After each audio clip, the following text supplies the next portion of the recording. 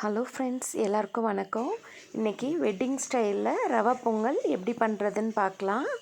வாங்க வீடியோக்குள்ளே போகலாம். ஒரு 1/4 கப் அளவுக்கு பாசிப்பருப்பு எடுத்து குக்கரில் சேர்த்துக்கலாம். இப்போ 3/4 கப் அளவுக்கு தண்ணி சேர்த்துக்கலாம். அதாவது 1க்கு 3 பங்கு அளவுக்கு தண்ணி சேர்த்து பாசிப்பருப்பை குக்கரில் விசில் வச்சு எடுத்துக்கலாம். ஒரு 4லேருந்து 5 விசில் வச்சு நல்லா குழைய வச்சு எடுத்துக்கலாம்.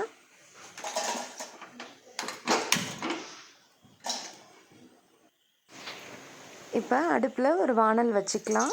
நெய் ஒரு 7லேருந்து 8 டேபிள் ஸ்பூன் அளவுக்கு சேர்த்துக்கோங்க. கொஞ்சமாக நெய் சேர்த்துட்டு கொஞ்சமாக எண்ணெய் வேணாலும் நம்ம சேர்த்துக்கலாம், நல்லா தான் இருக்கும்.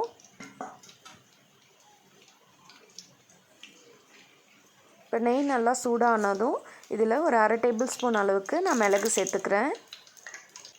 ஒரு 10 போல் முந்திரி எடுத்திருக்கேன், அதையும் சேர்த்துக்கிறேன். ஒரு 1/2 டேபிள் ஸ்பூன் அளவுக்கு சின்ன ஜீரகம் எடுத்திருக்கேன், அதையும் சேர்த்துக்கிறேன்.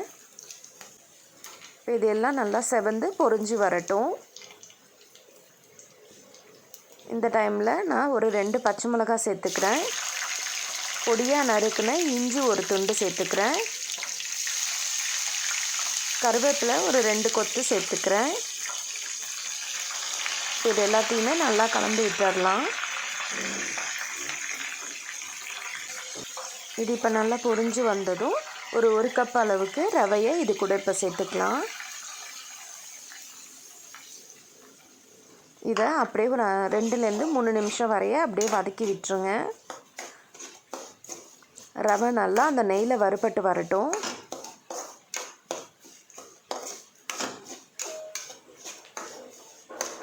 இப்போ குக்கர் நல்லா விசில் போயிடுச்சான்னு பார்த்துக்கலாம்.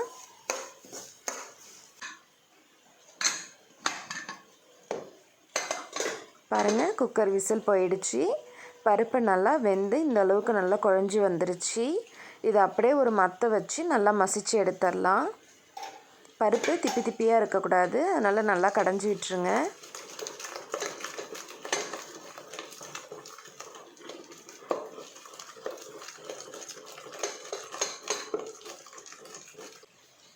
நான் ஒரு 3 கப் அளவுக்கு தண்ணி நல்லா கொதிக்க வச்சுருக்கேன். அந்த கொதிக்கிற தண்ணியில் கொஞ்சமாக நான் பருப்பு கூட சேர்த்து பருப்பை நல்லா கொஞ்சம் தண்ணியாக குழச்சிக்கிறேன்.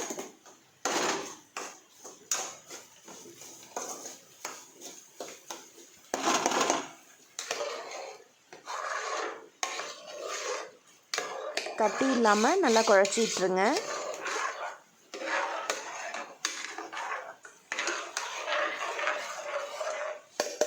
இப்போ அந்த பருப்பையும் நம்ம ரவையோடையே சேர்த்துடலாம்.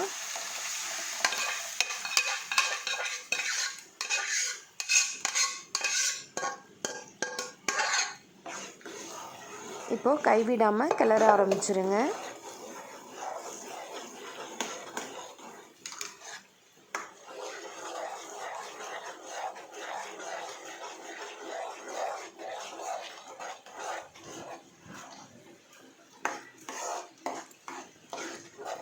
சுடு தண்ணி இன்னொரு அடுப்பில் கொதிக்க வச்சுட்டே இருங்க.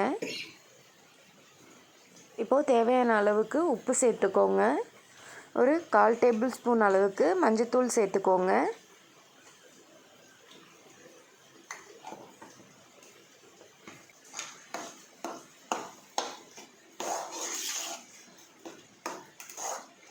இது கூட பெருங்காயத்தூள் ஒரு 1/4 டேபிள் ஸ்பூன் அளவுக்கு சேர்த்துக்கோங்க.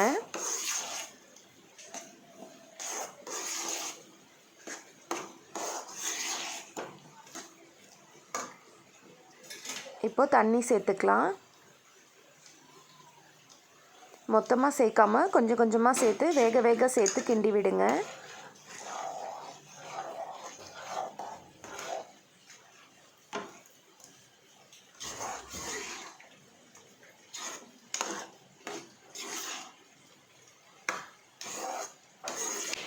இது போல் நல்லா வெந்து வந்ததும் மறுபடியும் கொஞ்சமாக எண்ணெய் சேர்த்துக்கலாம்.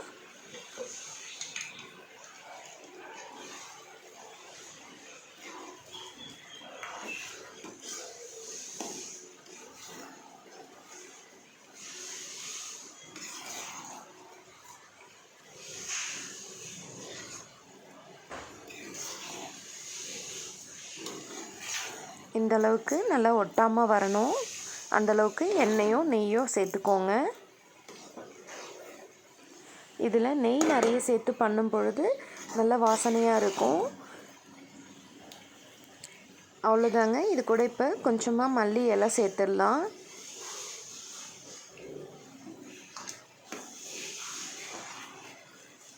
நல்ல சூடாக டேஸ்டான ரவை பொங்கல் நமக்கு இப்போது ரெடி ஆகிடுச்சு. நீங்களும் ட்ரை பண்ணி பாருங்கள். எப்படி இருந்ததுன்னு கமெண்ட் பாக்ஸில் சொல்லுங்கள். இதுபோல் குக்கிங் வீடியோ டெய்லியுமே நம்ம சேனலில் அப்டேட் ஆகிட்டே இருக்கும். கண்டிப்பாக நம்ம சேனலை லைக் பண்ணுங்கள், ஷேர் பண்ணுங்கள், சப்ஸ்கிரைப் பண்ணுங்கள். தேங்க்ஸ் ஃபார் வாட்சிங்.